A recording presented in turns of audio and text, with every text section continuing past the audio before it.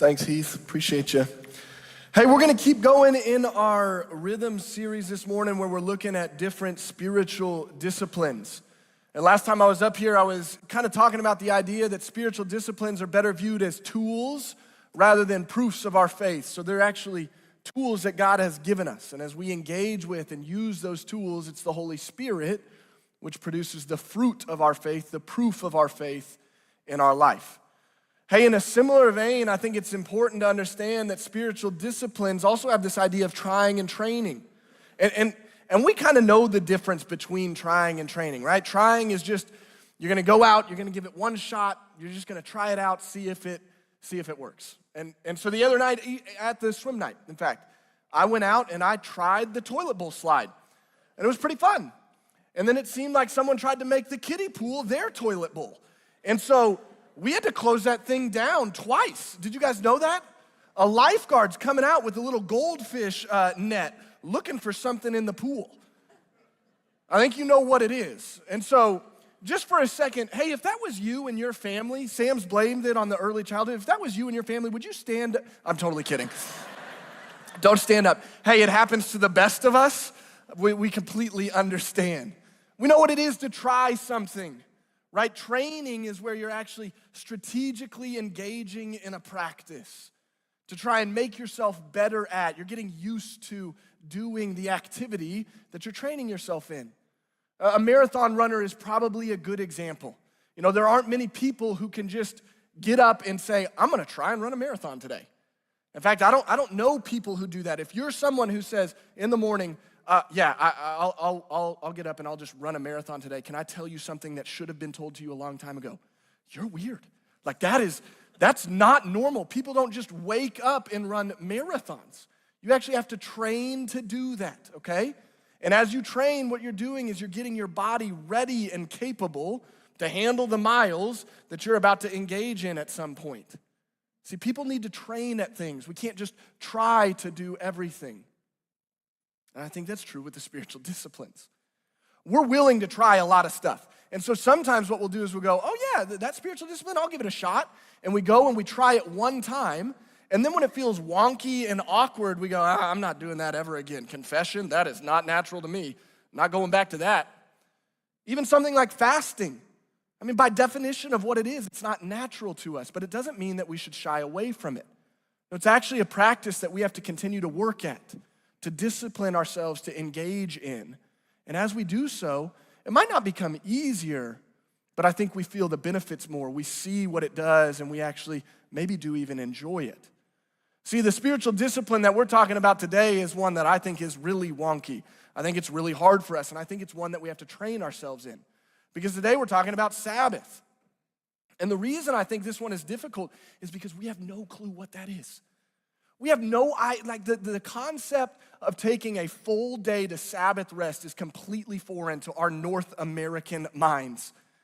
Like if I said, hey, for one day, don't look at your email, people would just lose it. They're going, wait, for a day, I can't engage in work?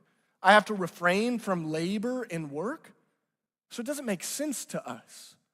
I also think that Sabbath is a little awkward for us because a lot of times we don't even think it's for us. We go, oh, that's an Old Testament thing. Yeah, that's for people of the Jewish faith. That isn't part of the Christian way of life. And you see, that just isn't true. Just because this is a little different, just because it's not something that's ingrained in our life, doesn't mean it's not something that we should engage in. In fact, it's a tool. It's a spiritual discipline. It's a tool that God has given us. And if it's a tool that God has given us, we would be wise to know how to use it so that through it, the Holy Spirit could continue to make the proofs within us. You see, we get the idea of Sabbath from Genesis 2. It's the story of creation, right? Where in creation, God has gone out and he's made everything. You can see it here. Thus, the heavens and the earth were finished, all the host of them. And on the seventh day, God finished his work that he had done, and he rested on the seventh day from all the work that he had done. So God blessed the seventh day and he made it holy, because on it, God rested from all his work that he had done in creation. We get the word for Sabbath from these words, rested. It literally means to cease, to stop, to rest. And if you're reading in Genesis and you're looking at it a little carefully, I think it's odd.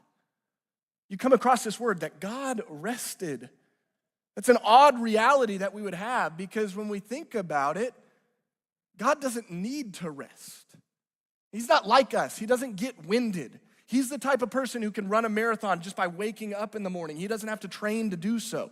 And so when it says God rested here, it doesn't mean that he was out of breath, that he was tired from all his work, that he actually needed a chance to recharge before he did more.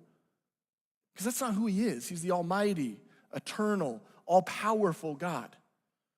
You see, I think the fact that God rested is actually telling us something else. That Sabbath rest isn't about a means of being more productive. Sabbath rest is different than most kind of rests that we're used to. It's not just sleeping 8 hours at night. It's not just shutting your eyes during the NFL game. Like I said, Sabbath rest isn't aimed at solely making us more productive. The Sabbath rest really isn't even aimed at ourselves. It's directed towards the Lord. Because Sabbath rest is the chance to actually take the focus off of us and put it on God. It's almost like the whole week as we're working, we have a mirror that we're looking into, and we're looking at our deeds, our works, our ideas, and on the day of Sabbath, what we do is we set down that mirror, and we can actually focus on the real one who gets stuff done. We can focus on God. And Sabbath rest is this art of always refraining from our labor and our work and at the same time remembering God's promises and God's work. In fact, I think it's at the crossroad of those two acts, refraining and remembering, that we begin to enter into Sabbath rest. So this is going to be the simplest sermon I've done.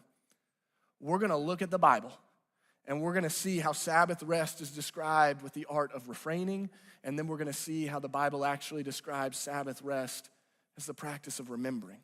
And then we're going to ask the question, how do we do this in our own lives? So let's take a look. How does Sabbath rest include the idea of refraining? Well, first of all, I think we see it from that Genesis 2 verse or section where it says that God rested, that he stopped. And we already talked about that God didn't need to do this. This wasn't a rest that was aimed at more productivity. And so that very fact tells us something about it. You see, I think God was doing something intentional when he paused, when he stopped, when he Sabbathed. Because if you remember the story, when are humans made in the Genesis account? Humans are made the day prior. And it's after God has made the humans that he then models for the humans the way that he has created them to live. And the way that God models life for all image bearers is that they would work and then that they would rest. Because yes, we are made in the likeness of God. As image bearers, we are like God. We represent God, but we're not similar or we're not the same as him. Unlike God who didn't need to rest, we do. And in his wisdom, God modeled for us a life that is filled with rest. Because in it, we find reprieve from the physical and mental, spiritual, and emotional demands of life. You see, I think the original audience who would have been hearing this idea probably would have quickly said, wow, this God is way different than Pharaoh. Pharaoh was this dictator, monarch who just put us, enslaved us and worked us to the bone and never gave us a chance to rest. This God, on the other hand, is a God who calls us to share in his work, to be creative with him, but not just to work, to also rest with him. You see, refraining from labor and work within Sabbath rest does lead to reprieve. We are finite beings, and God knew that when he made us that way. He's the infinite one. And he said, I can keep going, but I need you to rest so that you can walk with me. But this act of refraining doesn't just allow us to pause, to slow. I think the act of refraining also has another aspect to it. And we see that in the Exodus story. It's actually Exodus chapter 16. It's the story about God giving manna to the people, if you can remember it, right? God has led the Israelites out of Egypt by Moses. The 10 plagues happen, the parting of the Red Sea, and then the people are in the wilderness. And they begin to say, we're hungry. And so what does God do? He provides food for them.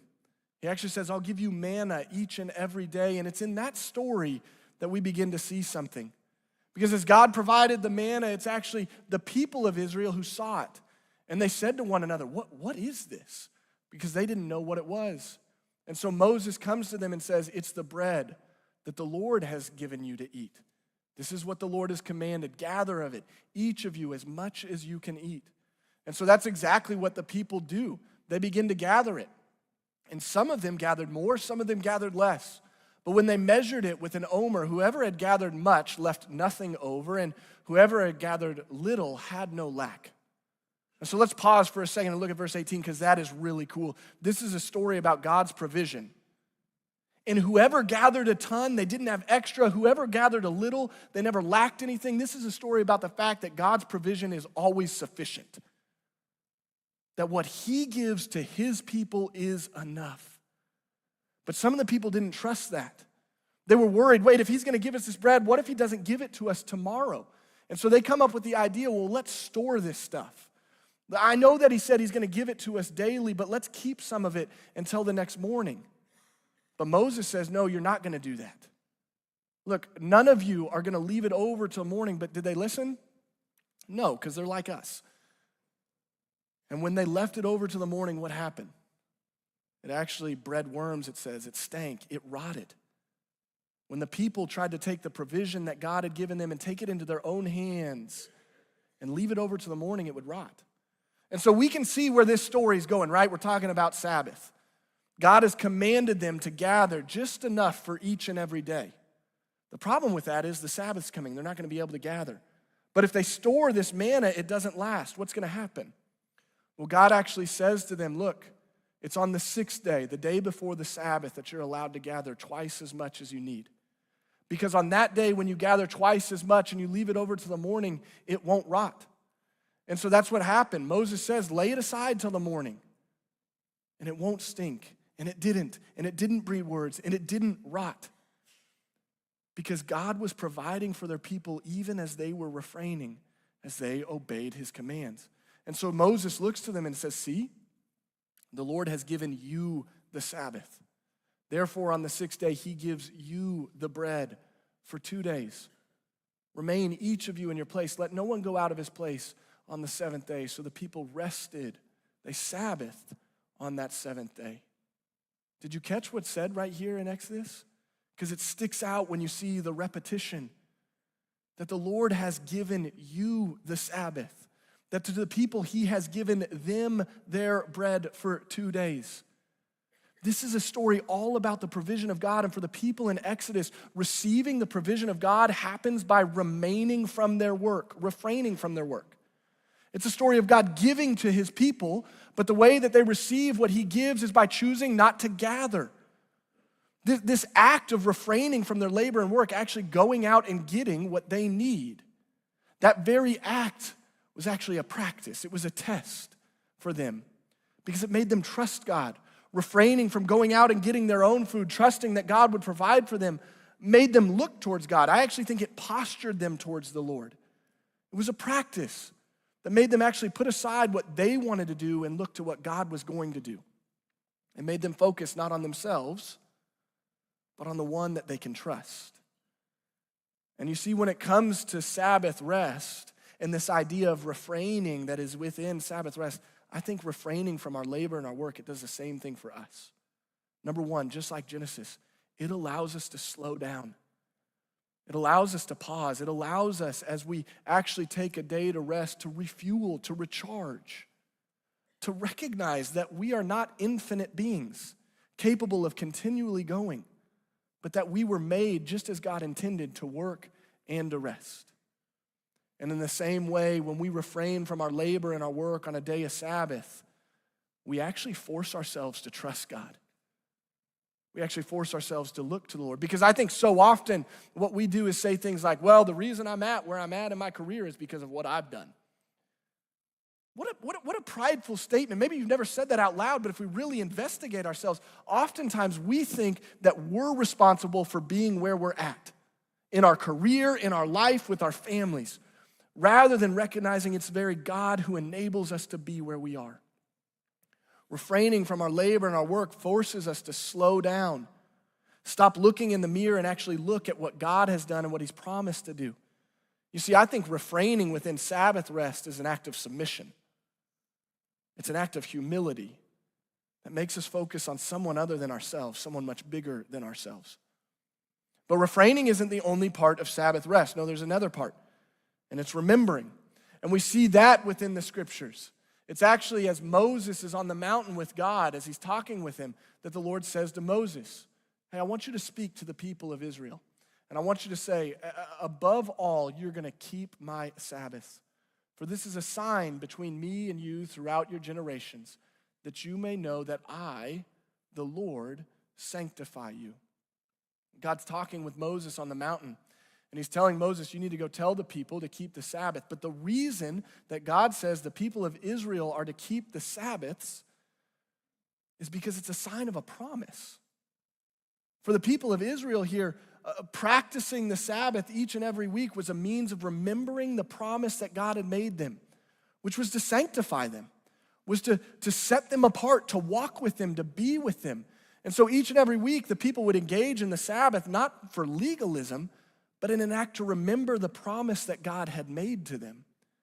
And they didn't just remember the promise that God had made to them, but we also see as Moses is giving the commandments of God to the people, he says, observe the Sabbath day to keep it holy, as the Lord your God has suggested to you.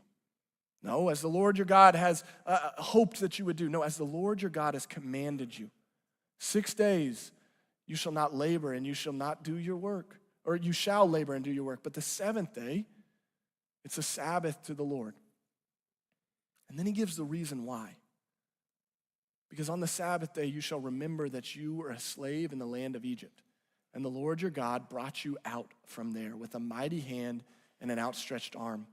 Therefore, the Lord your God commanded you to keep the Sabbath day. You see, remembering did something. In Sabbath rest, the people remembered the promises of God. But here in Deuteronomy, Moses says that when you Sabbath, you don't just remember the promise of God, you remember the very works of God. Keeping the Sabbath was the means of remembering that God worked on behalf of the people. In fact, for these people, it would have been the salvific work of God in their life. They were remembering that God delivered them from Egypt, that they didn't walk out of Egypt on their own. God guided them, that they didn't cross the sea by themselves, that God actually split the waters. Sabbathing for the people here in Deuteronomy was the very means of remembering not their deeds, but God's. Remembering that it is God who works in their life, not them who get stuff done. And you see, when we Sabbath rest and in that refrain and remember, I think it allows us to do the same thing. That pausing for a day each and every week allows us to remember the promises of God. That He's actually the one who is close to us. He's not a distant God. He's not a God who set things in motion and walked away, but He's a God who set things in motion, and when we walked away, He made promises to never leave us. We get to remember the beauty that we have a God who has promised us. But not only do we get to remember His promises, we also get to remember His works. We get to remember all the ways that the Lord has come through for us, that He's guided us, that He's walked with us. The Israelites would have probably remembered the salvific work of God freeing them from the Egyptians. We get to remember the salvific work of Christ on the cross. That He actually lived the life we couldn't. He died the death we deserve, and He rose to new life that we might too. You see, when we Sabbath rest, we get to remember. And remembering God's promises and His work is too an act of submission. It's an act of humility. It's us setting down that mirror so that we can actually focus on the Lord and what He has done rather than what we do. You know, if you're like me, oftentimes I'll get done with the week and I'll begin to look at all that happened and I'll say, look, Carissa, look at all that we have done. Taking a day of Sabbath to remember the Lord's work actually enables me to go, look, Carissa, look at what the Lord has done. That's what Sabbath rest is about. Refraining, remembering, pausing, stopping. But how would we do that? How do we Sabbath rest? Because to be honest, I think Sabbath of all the spiritual disciplines is one of the easiest ones to run to legalism. I do. And I mean, for example, if you've ever been to a place that has a large Jewish population, maybe Jerusalem or the Holy Land, they actually have things there called Sabbath lifts. Have you ever heard of this? A Sabbath elevator. Because in the Jewish faith, it would be breaking the Sabbath. It would be against the law to get into an elevator on the Sabbath day and push the button of the floor that you want to go to. That would be working. And so they've made these elevators that actually open up at every single floor and close. So you don't have to go in and push a button. The elevator opens up, you get on, it goes to the next floor, it opens up. You can stay on or you can get off. It then goes to the next floor, all the way up and down the building. Because what that does is it enables the people not to have to engage in work. If you were asking me, that sounds a little legalistic. Like when I think about that idea and what Jesus says when he says man was not made for the Sabbath, but Sabbath was made for the man, those two ideas kind of stand in contradiction, in my opinion. But I don't think our problem is that we legalize the Sabbath day. I think our problem is that we completely neglect it.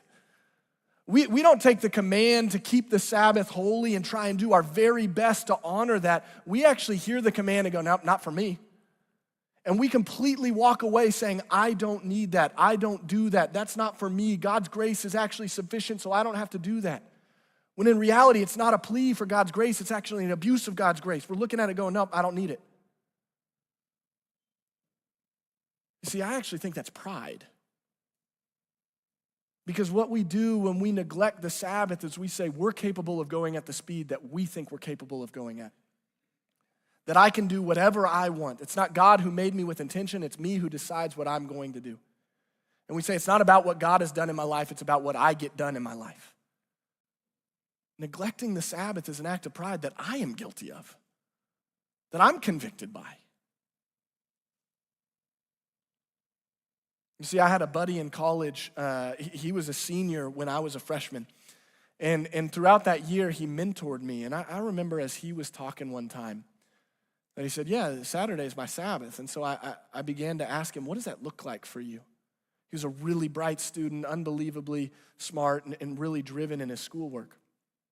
And so he began to describe to me what each Saturday looked like for him, especially in the fall. He would wake up in the morning, and he'd do a quiet time. He'd spend some time with the Lord, just going slow. And then after doing his quiet time, what he would do is he would watch college football. And I was like, yeah, sign me up. I'm in for that Sabbath. That's what I want. But he would watch college football because it was enjoyable to him. It was refreshing to him. It was restful for him. And yet he would also refrain from doing schoolwork. Again, I'm like, sign me up for that. But the difference between he and I is that this man was smart. He was driven. And so it was actually difficult for him to refrain from trying to get ahead in his studies. All of Saturday, he wouldn't do any schoolwork. He'd spend time with the Lord. He'd watch college football, and then that night, he and his roommates would always make dinner together. And as they made dinner and as they ate it, they would sit at their table and they would talk about two things, what they're thankful for and the ways they've seen the Lord work in their lives that week. That's what he would do. He'd do a quiet time, he'd watch college football, he wouldn't do his homework, and he'd eat dinner with his roommates, remembering what the Lord had done. And I get it, even as I was thinking about telling this, I imagine you're going, okay, cool, Caleb, yeah, that guy's a college student. He doesn't have a family, he doesn't have a career, he doesn't have 3 kids that are on mediocre travel baseball teams, he doesn't have all the things that we have, right? And he didn't. You're right, he didn't. But you know what he did have? The discipline to refrain and to remember. What would that look like for you?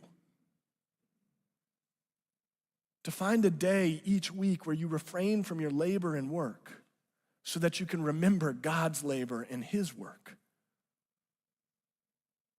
You see, I actually think it's built into our rhythm a little bit. I mean, you all are here, so you've expressed in some form that church attendance is part of your weekly rhythm. And hopefully we've set up these services in this place to be a Sabbath rest type of place for you, where you could refrain from engaging in some of your other work, and you could actually remember the very work of God. But for a second, can I just address something? Because I know sometimes Sundays are a little more stressful than they are restful. I know what it's like to drop off kids around this place. And let me just correct myself. My wife really knows what it is like to drop off kids all around this church. And it tough to get them up, to get them ready, to get the hair going, to get the clothes on, to get out the door, to be on time, to do all this stuff. But guess what? Today of all days isn't the day to be perfect. It's actually the day to focus on the one who is perfect. Today isn't the day to be so worried about being on time and being just right, because we get to focus about the one who did everything on time and is just right for us. You see, I would hope that this would be a place that we could all together, corporately, just take a breath and go, we don't have to be put together here, because we're actually remembering the one who carries us along and the one who has gone before us and worked on our behalf. You see, I'm going to call the band up here, and as they come, I want us to think about that idea. What would it look like for Sundays to be more restful than it is stressful for you and your family? Think about that idea. What would it look like for you guys to actually set your schedule up in a way that you could refrain from certain things so that you can remember the things of God? Because that's what a Sabbath is about.